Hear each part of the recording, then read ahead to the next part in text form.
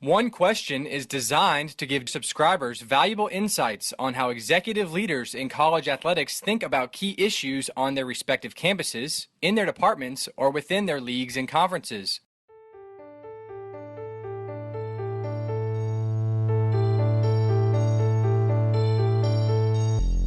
Greetings, this is Ty Brown and welcome to One Question. Our guest today is Dr. Coach Pat Ivey. Coach Ivey is an assistant AD for athletic performance at Arkansas State University. Thanks for joining us, Coach. Pleasure to be here. Now, Coach, you spent almost 30 years in college athletics, and that's as a player, athletic administrator, and of course, an athletic performance coach.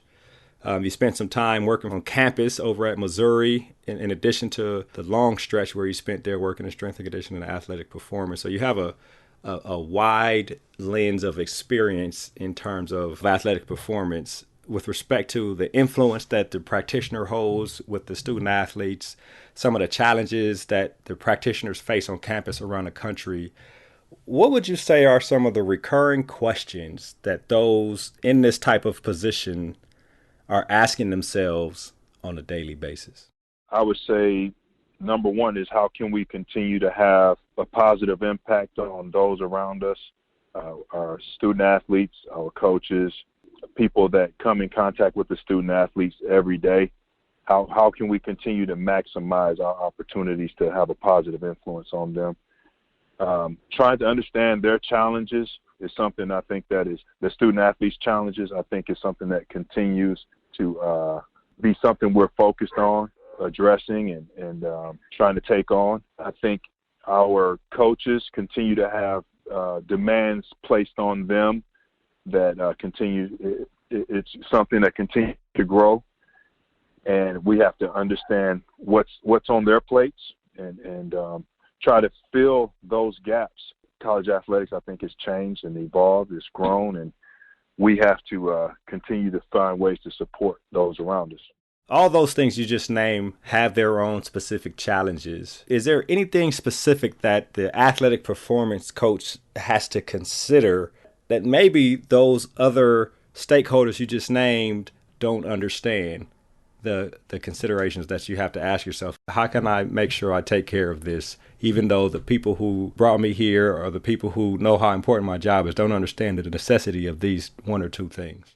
I think we hear people say how important our roles are in athletic performance. You hear coaches speak about it. You hear them acknowledge us as being people that spend a lot of time with the student athletes, and we tend to have developed relationships with the student athletes because of the amount of time we're able to spend with them.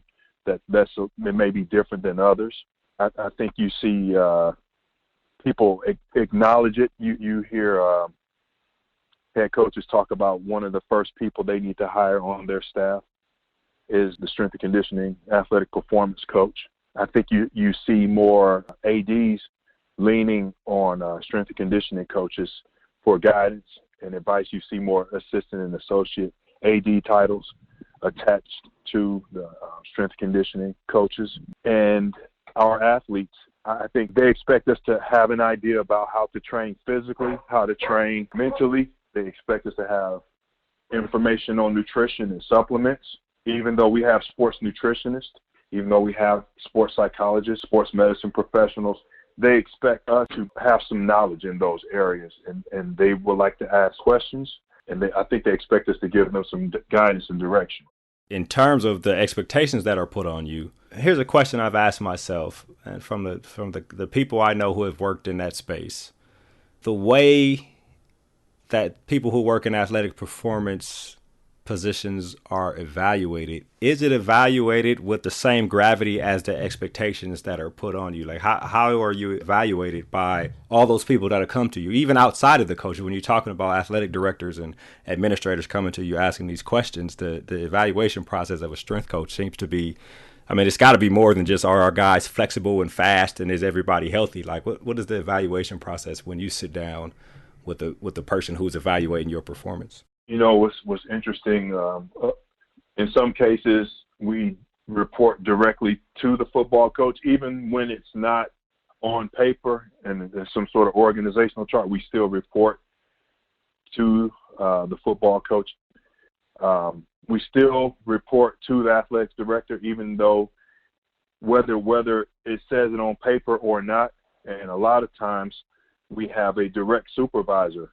So usually most of us have probably 3, maybe 4 supervisors that we're trying to navigate our way through. So with me, I was, in my career, I would sit down with the athletics director and he would give me an evaluation. My direct supervisor, I would have, maybe that was the official human resource evaluation. And then you would sit down with the head football coach and get an evaluation. So I would say, as far as I'm aware of, we have more than one person we are trying to help.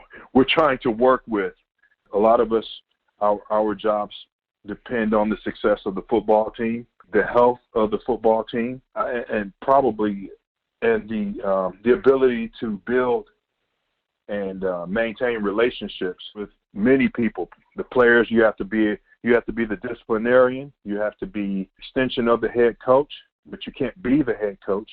We're unique, I think, because we have to have the confidence and be able to speak as the head coach when the head coach isn't around, but at the same time have our egos in check, where we know we are assistants first. And I would assume there's a level of emotional intelligence there, because every player, you can't coach everybody the same, especially nowadays, right? You have to know how to motivate individual players, what's going to get them going. But when you're talking about managing up, you are being evaluated by 2 or 3 different administrators and coaches. You have to know what the expectations are from each one of those individuals so that you can make sure you fulfill your role and be accountable for what you're supposed to do to fulfill their expectations. That seems like that would be a healthy part of anyone who's a successful athletic performance coach. I would agree 100%. You have to be the person who's seen as the tough person on an exterior, but with those same with the athletes, but with those same athletes, you have to be seen as someone that they can talk to and that they can trust. Right. With administration, you have a tough job, and they need to know that, and you have to sell yourself at times and what you're doing, but you have to be approachable at the same time. So you definitely have to understand the art of building and maintaining relationships. And it's something that when you're not coaching, you have to spend time practicing how to communicate. I guess if the habit is all pure motivation, let's go. Let me make sure you get right and get the guys right. When you're talking to an administrator, you got to switch code, I guess. You have to switch it up. But at the same time, you have to be yourself. So yeah, that's true. I get intense when I'm coaching, and if you want me to speak about my coaching, it's going to be hard for me to hold it back. It's going to, right. Yeah. Whether I'm in the AD's office or whoever's office, when it comes to doing what I do, and caring about the people around me, I'm ready to go to bat. I'm going to be myself. I think the most successful coaches are those that can be themselves and be comfortable with who they are, and always trying to be better. But at the same time, if you were a former athlete, you lean on that. If you played the sport, you lean on that. If you read a lot and you studied a lot, you lean on that. And whatever your experiences are, you make sure you bring them to the table and do it with confidence and assertiveness. Exactly. Well, one last question here, and this is speaking to the influence of the athletic performance coach. You once told me a story about, when you were at Missouri and Missouri brought on a sports psychologist and the players were hesitant to talk to the psychologist, but the environment was created. Somehow you had a hand in creating an environment to where the players bought into it, and it became a habit for them to talk to the sports psychologist, which is something that I would imagine was very beneficial for everybody on the team there. Do you recall what I'm speaking about, and can you give us a little recap on what was your influence in that situation? Absolutely. We were looking for every edge we could find to win, not just on the field, off the field, in the lives of young men and women we coach. And that was an area that we had identified as we need to improve what we offer from a resource standpoint. So just having the right people in the building. And we looked at counseling psychologists and sports psychologists and how both of those areas could benefit the coaching staff, the administration, and the student athlete, and how we could all work together. We had what we called a comprehensive integrated approach, where we were all aware and had knowledge of what the other was doing to make sure we were on the same page. When we hired those people, they were in the athletic performance training facility. There were concerns, not just that where we were, but everywhere people had concerns about, what the perception would be if you have someone who helps you to think or process your thoughts, what the perceptions might be of the student athletes. And what we found is they embraced it because they knew that those people were there for their benefit, and they had a level of integrity about the way they kept things confidential that needed to be confidential, and they gave advice and shared things that needed to be and could be shared. And it became something that was integrated into what we were doing. And eventually the athletes realized that you didn't have to have a problem to get help. You could be an athlete that actually wanted to improve your performance and you're looking for an edge. So what we found is that yes, some of our athletes needed some extra assistance to get past whatever challenge they were faced with. But more often than not, we had athletes lining up, wanting to take their their performance to the next level, whether it was academic or, on the field or in the weight room. And it became something that if you want to go to the next level, you make sure you get in line.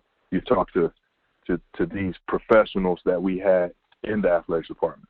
In the beginning, did you have to figure out a way to get for a lack of a better word, the stars involved first so that everybody followed along? Like how did you break the initial ice for people to buy in? It wasn't just the one single approach. It was multi-layered. So we had people in-house, and we also had people that were used as consultants that helped to supplement what we had going in the athletics department. So when you pick a few individuals out and the guys on the team saying, hey, you start realizing, well, the people that are meeting with the sports psychologists are people that play a lot, and they start wondering, I want to play a lot. I want to be a starter. Can I have a meeting with the sports psychologist? So it's something that grew, and these people that were hired, they were people that the athletes were familiar with at the same time. So there was a level of trust there that made it probably succeed faster than normal. I'd imagine that all the student athletes that visited, they all found very, very much a benefit from it and are probably still benefiting from the time they had on campus in terms of visiting with a psychologist. Because when I talked to Dr. Hainline from the NCAA, one of the thing he says is on the minds of all practitioners is mental health. And so I think that was a very important aspect of the student athlete development that you guys introduced there at Missouri. And it's something that never stops. At Arkansas State University, we're having these conversations and about how we can offer which types of services to our student athletes. I think it's something that everyone is trying to address. Right. And it's very important. Well, Coach Ivey, definitely appreciate you taking the time out to talk to us. I feel like there's some insight here that people can glean from this conversation in terms of the mind of the practitioners and what questions that you ask yourself in order to be successful and in order to do what you were hired to do, and that's serve the student athletes. I definitely appreciate you joining us here on One Question. Appreciate you. Thanks for having me. That was Dr. Pat Ivey. Coach Ivey is the Assistant Athletics Director for Athletic Performance at Arkansas State University, and he spent almost 30 years as a player, athletic administrator, and coach in athletic performance. And this is Ty Brown with One Question. And keep in mind, the role of a leader is to create and maintain an environment that people want to be a part of. And as always, be better tomorrow than you are today.